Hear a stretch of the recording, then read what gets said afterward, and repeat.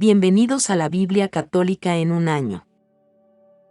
En el nombre del Padre, y del Hijo, y del Espíritu Santo. Amén. Diciembre 27. Segundo libro de los Macabeos, capítulo 8. Mientras tanto, Judas Macabeo y sus compañeros entraban clandestinamente en los pueblos, convocaban a sus familiares, y atrayendo a los que se mantenían fieles al judaísmo, lograron reunir 6.000 hombres.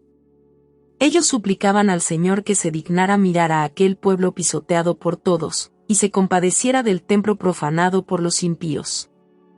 Le rogaban que se apiadara de la ciudad, devastada y a punto de ser arrasada, y escuchara la voz de la sangre que clamaba hacia él, que se acordara de la inicua masacre de los niños inocentes y se vengara de las blasfemias proferidas contra su nombre. Una vez que se puso al frente de sus tropas, el Macabeo resultó invencible ante los paganos, porque la ira del Señor se había convertido en misericordia. Atacando por sorpresa, incendiaba ciudades y poblados, ocupaba posiciones estratégicas y derrotaba a numerosos enemigos. Aprovechaba sobre todo la noche como aliada para tales incursiones, y por todas partes se extendía la fama de su valor.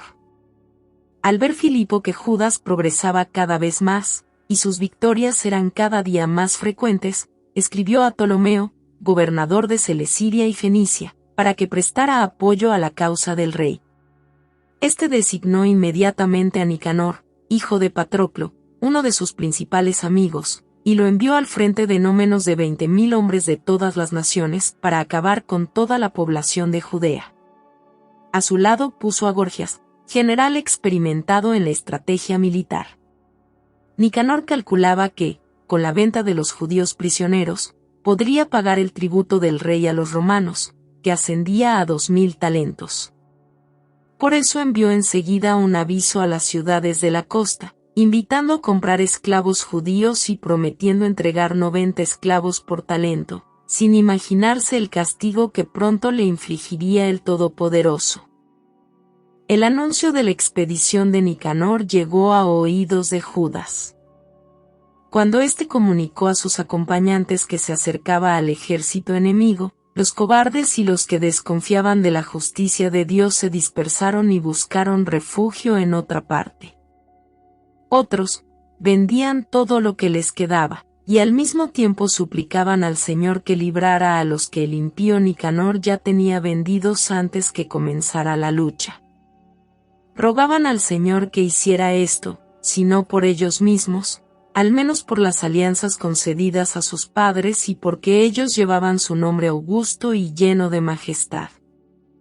Cuando el Macabeo reunió a sus seguidores, unos 6.000 en total, los exhortó a que no se dejaran acobardar por los enemigos ni se amedrentaran ante la inmensa multitud de gente que venía a atacarlos injustamente. Los animó asimismo a que lucharan con entusiasmo, teniendo bien presente los ultrajes perpetrados contra el santuario, las violencias contra la ciudad humillada y la supresión de las costumbres de sus antepasados. Ellos les dijo: confían en sus armas y en su audacia, pero nosotros confiamos en el Dios Todopoderoso que puede deshacer con un solo gesto no solo a los que nos atacan, sino también al mundo entero. Luego, les enumeró todas las ayudas con que habían sido favorecidos sus antepasados, especialmente en tiempos de Sennacherib, cuando murieron 185.000 hombres. Les recordó la batalla librada en Babilonia contra los gálatas, cuando 8.000 judíos entraron en acción junto con 4.000 macedonios. En esa oportunidad, los macedonios se encontraban sin salida y los 8.000 judíos, gracias al auxilio recibido del cielo, derrotaron a 120.000 enemigos y se apoderaron de un gran botín. Con estas palabras, los enardeció para la lucha, y los animó a morir por las leyes y por la patria. Luego dividió el ejército en 4 cuerpos, y puso al frente de cada unidad a sus hermanos Simón, José y Jonatán, con 1.500 hombres a las órdenes de cada uno. También mandó a Eleazar que leyera en alta voz el libro sagrado. Y finalmente, dándoles como santo y seña el grito, auxilio de Dios, se lanzó él mismo a combatir contra Nicanor, al frente del primer cuerpo. teniendo como aliado al Todopoderoso, mataron a más de 9,000 enemigos, hirieron y dejaron fuera de combate a la mayor parte del ejército de Nicanor, y obligaron a huir a todos los demás. También se apoderaron del dinero de los que habían venido a comprarlos, y después de haberlos perseguido bastante tiempo, tuvieron que regresar, apremiados por la hora, como era víspera de sábado, no pudieron continuar la persecución.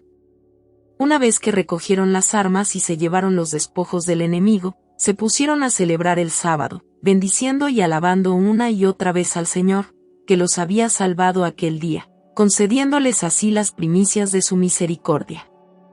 Pasado el sábado, distribuyeron parte del botín entre los damnificados, las viudas y los huérfanos, y se repartieron el resto entre ellos y sus hijos.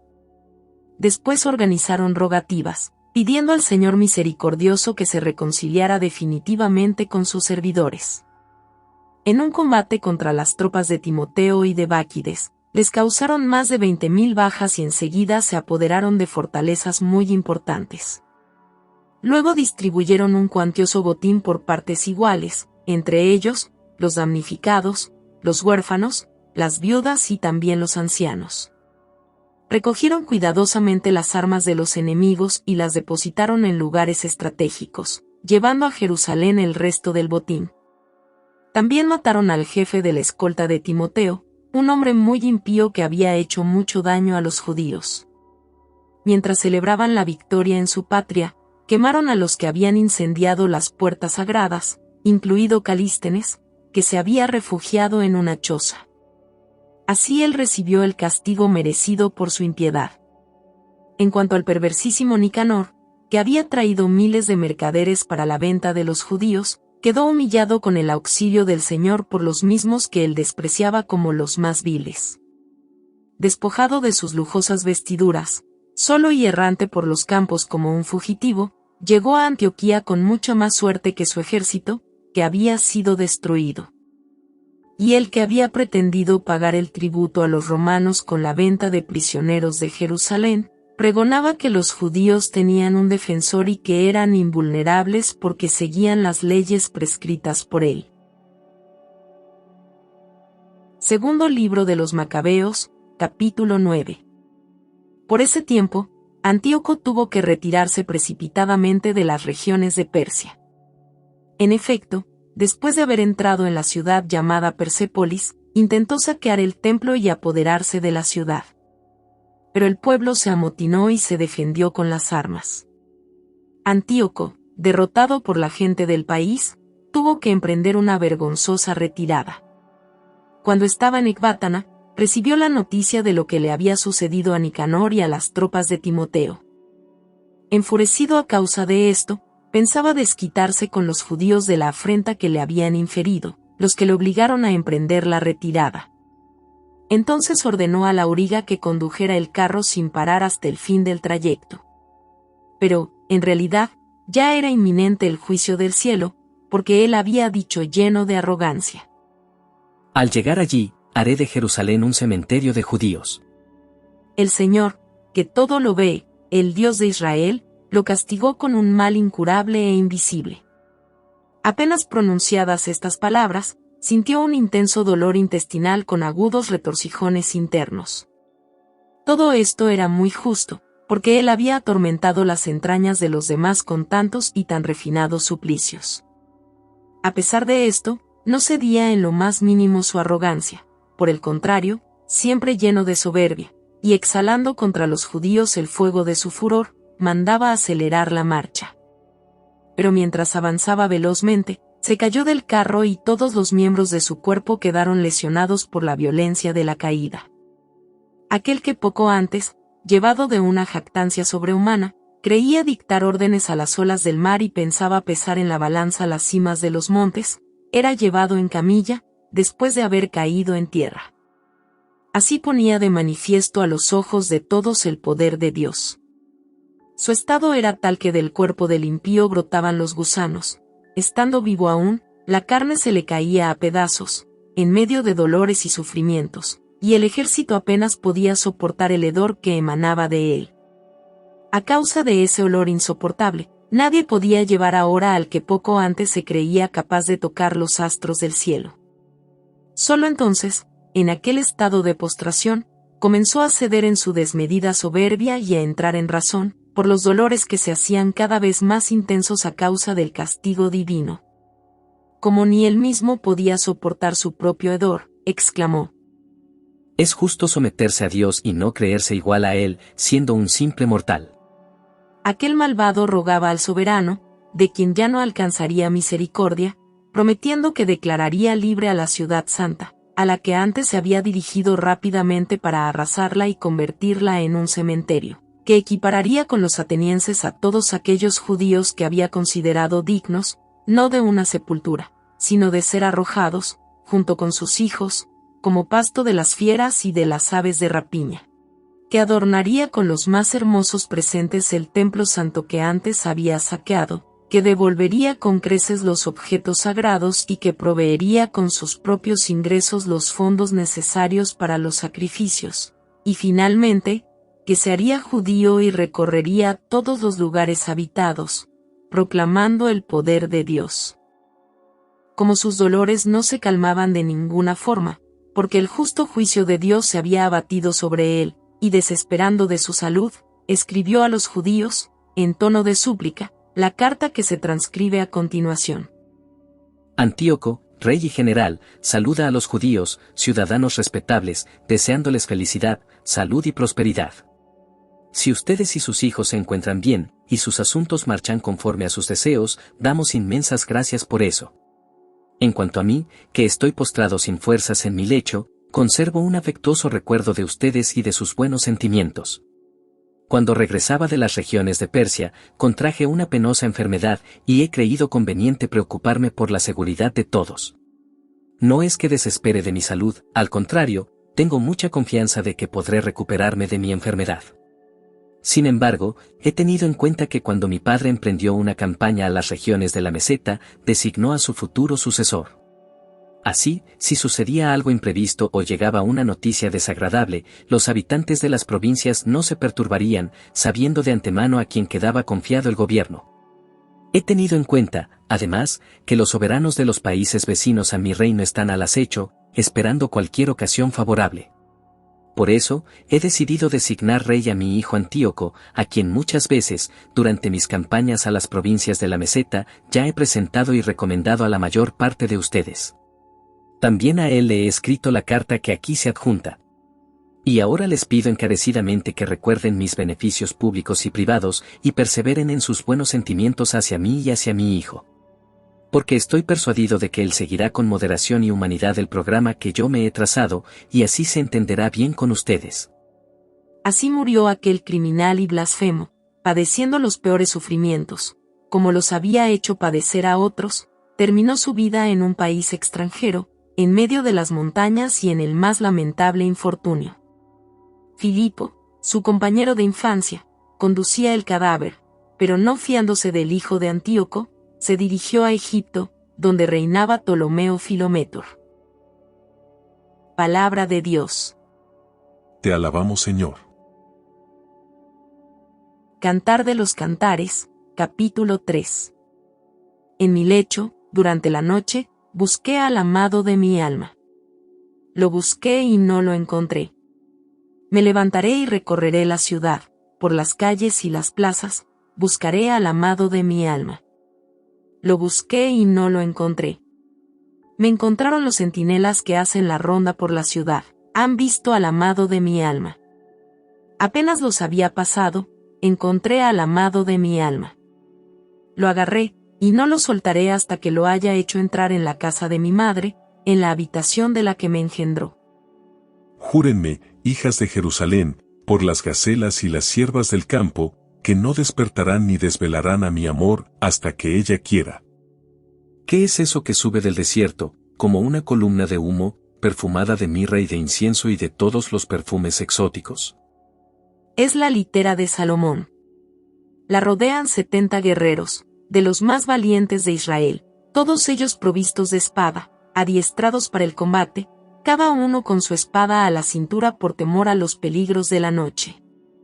El rey Salomón se hizo una litera con maderas de Líbano, Sus columnas las hizo de plata, su respaldo de oro, su asiento de púrpura, con el interior revestido de ébano. Hijas de Jerusalén, salgan a contemplar al rey Salomón, con la corona que le ciñó su madre, el día de su boda, el día de su alegría. Gloria al Padre y al Hijo y al Espíritu Santo. Como era en el principio, ahora y siempre, por los siglos de los siglos. Amén. Libro del Apocalipsis, capítulo 18. Después vi que otro ángel descendía del cielo con gran poder, mientras la tierra se iluminaba con su resplandor. Y gritó con voz potente: ha caído Babilonia, la grande. Se ha convertido en refugio de demonios, en guarida de toda clase de espíritus impuros y en nido de aves impuras y repugnantes. Porque todos los pueblos han bebido el vino embriagante de su prostitución, los reyes de la tierra han fornicado con ella y los comerciantes del mundo se han enriquecido con su lujo desenfrenado. Enseguida oí otra voz que venía del cielo y decía: ustedes, que son mi pueblo, huyan de esa ciudad, para no hacerse cómplices de sus pecados ni ser castigados con sus plagas. Porque sus pecados se han amontonado hasta el cielo y Dios se ha acordado de sus iniquidades. Páguenle con su propia moneda, retribúyanle el doble de lo que ha hecho, sírvanle una porción doble en la copa de sus brebajes. Provóquenle tormentos y dolor en la medida de su fastuosidad y de su lujo. Porque ella se jacta, diciendo: estoy sentada como una reina, no soy viuda y jamás conoceré el duelo.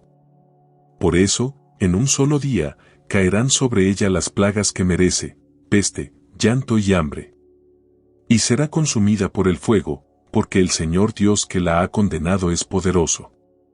Los reyes de la tierra, que fornicaron con ella y compartieron su vida lujosa, al ver la humareda del incendio, llorarán y se lamentarán por ella, manteniéndose a distancia ante el horror de sus tormentos. ¡Ay, ay! La gran ciudad, Babilonia, la ciudad poderosa.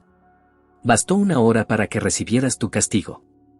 También los comerciantes de la tierra lloran y están de duelo por ella, porque ya nadie les compra sus mercancías, objetos de oro y de plata, piedras preciosas, perlas, telas de lino y de púrpura, de seda y de escarlata, maderas aromáticas, objetos de marfil, de maderas finas, de bronce, de hierro y de mármol, canela, ungüento perfumado, perfumes, mirra e incienso, vino, aceite, harina y trigo, animales de carga, ovejas, caballos y carros, esclavos y seres humanos. Ya no verás más los frutos que tanto deseabas, has perdido esos productos delicados y espléndidos, y nunca más se los encontrará. Los que traficaban con esos productos y se habían enriquecido a costa de ella, se mantendrán a distancia ante el horror de sus tormentos, llorando y lamentándose. ¡Ay, ay! La gran ciudad. Estaba vestida de lino fino, de púrpura y de escarlata, resplandeciente de oro, de piedras preciosas y de perlas. Y en una hora fue arrasada tanta riqueza. Los capitanes, los que navegan por las costas, los marinos y todos los que viven del mar, se mantuvieron a distancia, y contemplando la humareda del incendio, exclamaban: ninguna ciudad se podía comparar a la gran ciudad. Y echándose tierra sobre su cabeza, llorando y lamentándose, decían: ¡ay, ay! La gran ciudad. Con su opulencia se enriquecieron todos los que poseían barcos en el mar. Y en una hora ha sido arrasada. Que se alegre el cielo a causa de su ruina, y alégrense ustedes, los santos, los apóstoles y los profetas, porque al condenarla, Dios les ha hecho justicia. Y un ángel poderoso tomó una piedra del tamaño de una rueda de molino y la arrojó al mar, diciendo: así, de golpe, será arrojada Babilonia, la gran ciudad, y nunca más se la verá. Ya no se escuchará dentro de ti el canto de los que tocan el arpa y de los músicos, de los flautistas y de los trompetistas, ya no se encontrarán artesanos de los diversos oficios, ni se escuchará el sonido de la rueda del molino. No volverá a brillar la luz de la lámpara, ni tampoco se escuchará la voz de los recién casados. Porque tus comerciantes eran los grandes de la tierra, y con tus encantos sedujiste a todos los pueblos. En ella fue derramada la sangre de los profetas y de los santos, y de todos aquellos que han sido inmolados en la tierra. Palabra de Dios. Te alabamos, Señor.